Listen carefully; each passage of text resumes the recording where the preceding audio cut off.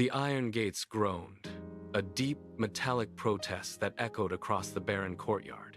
Tina, Strawberry, Fern, Sheila, Maria, Vamp, and Joker stepped through, their boots striking the cold stone in unison.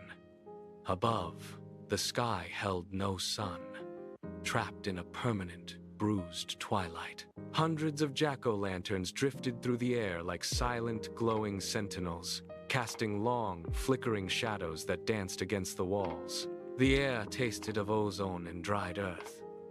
The group moved forward, eyes scanning the obsidian architecture that rose sharply into the gloom. They reached the center of the plaza and stopped. High above, on the obsidian balcony, a figure stood motionless. Queen Halloween watched them from the heights, her gaze sharp, her expression set in a rigid, unyielding line.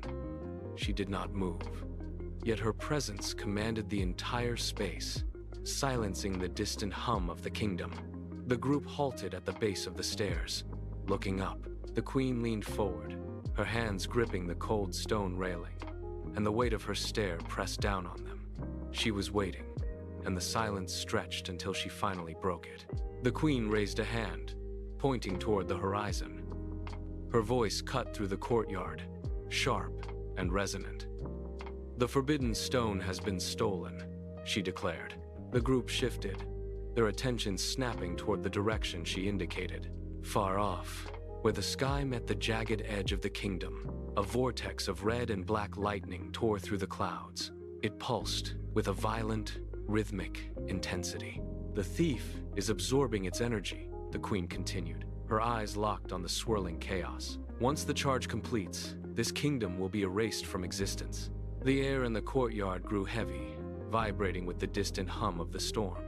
Tina, Strawberry, Fern, Sheila, Maria, Vamp, and Joker exchanged glances. The reality of the threat hit them with the force of a physical blow. The flickering jack-o'-lanterns above seemed to dim, as if the vortex were draining the very light. There was no room for debate or hesitation. The queen lowered her hand, her gaze lingering on the group, testing their resolve. Vamp nodded, his jaw set, and the others followed suit. They turned away from the balcony and toward the horizon, their muscles coiled and ready. They broke into a sprint, leaving the obsidian stairs behind. Their boots hammered against the ground, moving from the smooth stone of the plaza onto a vast, uneven field. The earth here was carpeted in thick, dried leaves, their colors a vibrant, unnatural orange that crunched loudly under every stride. Each step sent shards of brittle foliage flying into the air.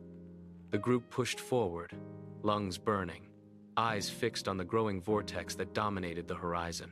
The red and black lightning arced across the sky, casting erratic, jagged flashes that made the ground ahead seem to shift and warp. As they neared the clearing, the air grew dense, heavy, with the scent of ozone and charred wood.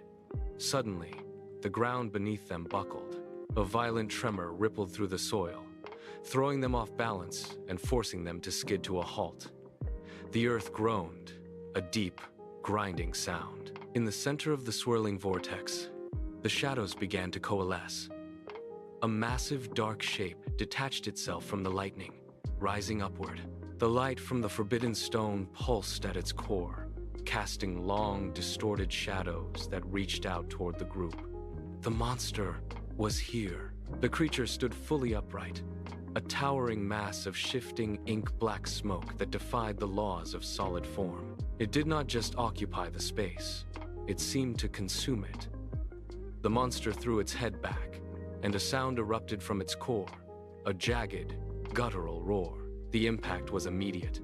The ground beneath the group fractured, deep fissures spider-webbing outward from the beast's feet. Sheila and Maria stumbled as the earth tilted, throwing them toward the edge of the clearing. Dust and debris kicked up. The monster took a heavy, lumbering step forward, and the pressure in the air spiked, making it difficult to draw a full breath. Vamp watched the creature closely, his eyes darting to the pulsing, jagged light buried deep within the shifting shadows. The forbidden stone was shielded by layers of dark energy, rendering blades and physical strikes entirely ineffective. He braced his feet against the trembling soil. "We cannot hold it back like this," he shouted over the howling wind. I need a weapon capable of piercing that core. Vamp turned his gaze toward Joker, his voice cutting through the roar of the vortex. Joker, take this. He pulled a weathered scroll from his satchel, the parchment vibrating with contained power. Joker stepped into the center of the clearing, his eyes locked on the swirling chaos above. Vamp began to chant, his words sharp and rhythmic. Violet light bled from his fingertips, swirling into a dense, glowing mist that enveloped Joker. The air around them grew heavy, pulling at their clothes as if gravity itself were shifting. Joker stood his ground, though his frame began to shudder. His limbs elongated, the joints snapping and fusing with a sound like grinding metal. His skin lost its natural texture, darkening and smoothing into cold, polished steel. The transformation was violent and swift. His torso expanded, his arms and legs retracting and locking into a rigid, heavy frame. Vamp reached out, his hands closing around the heavy, cold grip. He felt the weight of the weapon, a solid, lethal presence in his palms. Vamp braced his feet against the uneven, cracked earth, his knuckles white as he gripped the cold steel of the dragon-shaped barrel. The weapon felt alive, vibrating with a rhythmic, low-frequency pulse that traveled up his arms. He raised it, the heavy frame steadying as he aligned the sights. High above, the forbidden stone hung suspended, its jagged light flickering like a dying star. The monster sensed the shift in intent. It lunged, a massive, shadowy limb sweeping across the clearing to crush the source of the threat. Tina and Fern dove aside, the wind from the creature's movement tearing at their hair. Vamp did not flinch. He tracked the target through the chaos, his breathing slowing to a rhythmic, controlled cadence. The monster's shadow loomed, blocking out the twilight, but he ignored the encroaching darkness. He focused entirely on the pulsing core. The trigger was heavy, requiring a firm, deliberate squeeze. He pulled.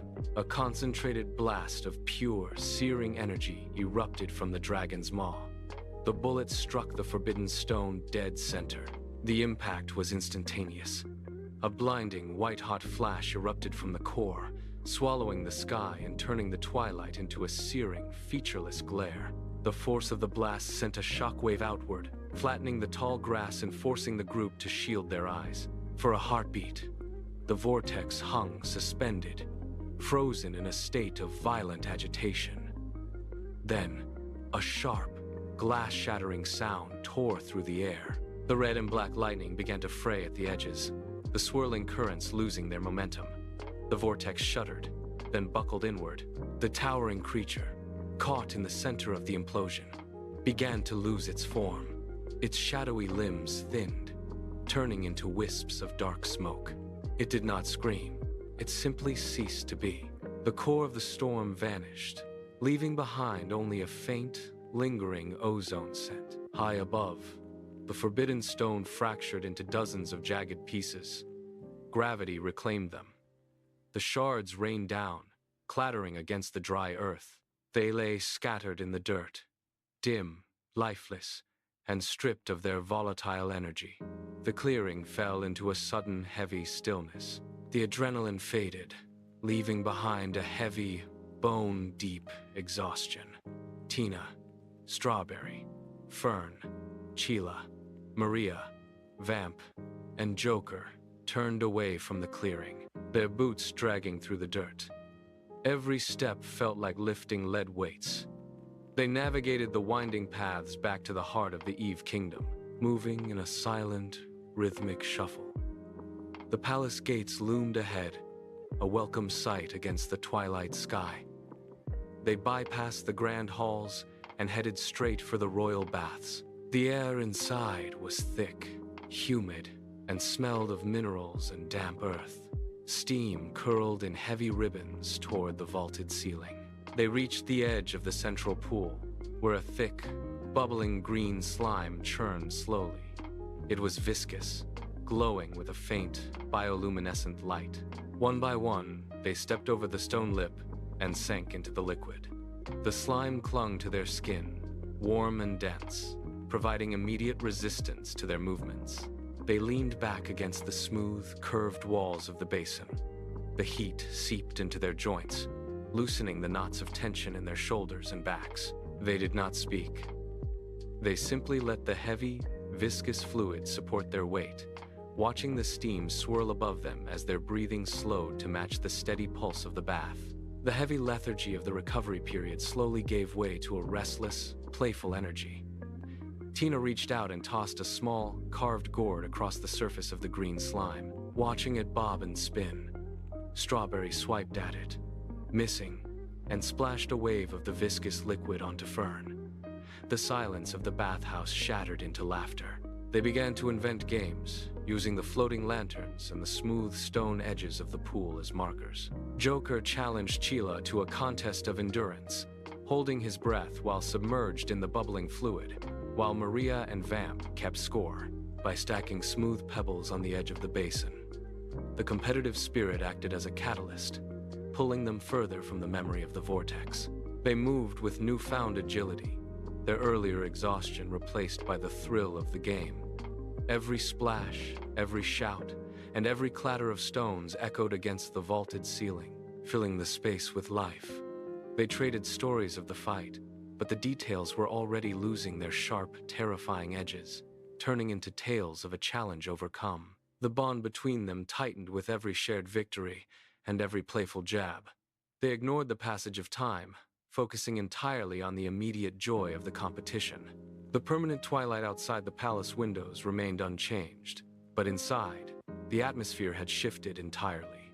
The threat was gone, the tension had dissolved, and the night belonged to the game. They leaned into the warmth of the bath, their movements synchronized in a rhythm of celebration, fully present in the quiet, glowing sanctuary of the Eve Kingdom.